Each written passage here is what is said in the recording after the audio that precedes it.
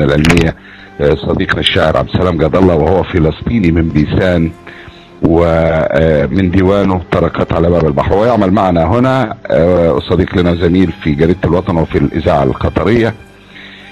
يقول: اسمي عمر، اسم يلازمني كلون الشمس في غصن الكرز، كشقيقتي في العيد تضحك كلما قفزت، فبعد القفز يرتطم الخرز. اسم كأيام الحصاد، كفرحة الفلاح لو خاف الوباء على الدوالي فاحترز. اسمي عمر، أحببته كترددي في البوح عن اسم الحبيبة، وكصوت جارتنا تنادي طفلها: اذهب بني إلى عيون الحقل واحتضن الحقيبة، فأبوك منتظر لبعض الماء والخبز الطري.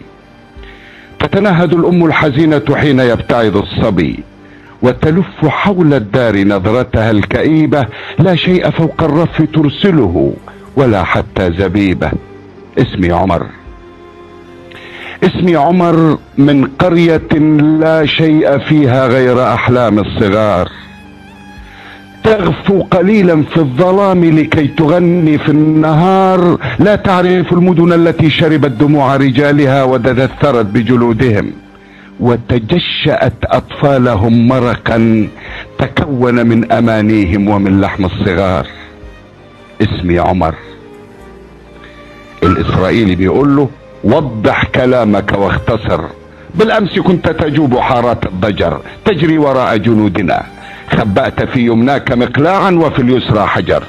أي الجهات وراءكم؟ قل لا تخف، نعطيك مليونا ملايينا، ستكون مختارا على كل القرى، هيا اعترف. ديفيد: احضر كؤوس الشاي او بعض السجائر، فالضيف مضطرب وحائر، وعبارة المليون تغري كل اصحاب الضمائر. عمر يجاوب: سأقول شيئا واحدا يخفيه عنكم كل ثائر، آمنت بالمليون لكن إخوة ماتوا على أرض الجزائر، آمنت بالمليون لكن نحن ندفعها لكم جثثا بأبواب المحاجر.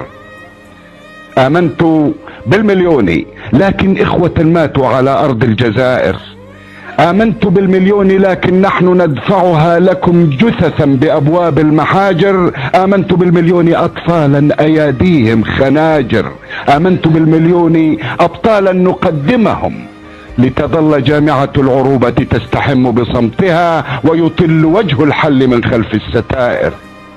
عشق العروبة هكذا، تخفي الغرام ولا تجاهر. آمنت بالمليون لكن خطوة تمتد في عمق التراب ولا تغادر، آمنت بالمليون شعبا حين يخذله السلاح يعيد أرضا بالأظافر. الحرب دوما علمتنا، في الحرب نخسر نصفنا، والصمت مجمله خسائر. اضربه يا ديفيد، خذ هذه يا ابن التعاسة والمرض، ستموت مرات لأنك تعترض. الحل في يدنا والحرب في يدنا، جئنا لنمحوكم، سنشد أعينكم لتحقيق الغرض. ابصق دما فوق الجدار واشرب حريق الانتحار. خذ هذه، علقه في الكرسي، اشعل فيه كل الكهرباء، ناوله بول الآخرين إذا احترق، أو قال: من عطش العذاب أريد ماء. موت الفلسطيني يمنحنا الرجاء. والآن قل ما اسمك؟ اسمي عمر. اقطع ذراعي والتهمها إن أردت، فلي شقيق ينتصر. اقطع ذراعي والتهمها إن أردت، فلي شقيق ينتصر. البحر أشربه دما وأرشه مطرا نديا، ينمو به جسدي قصيدة، أو صخرة تعطي صغار مدينتي 1000 حجر.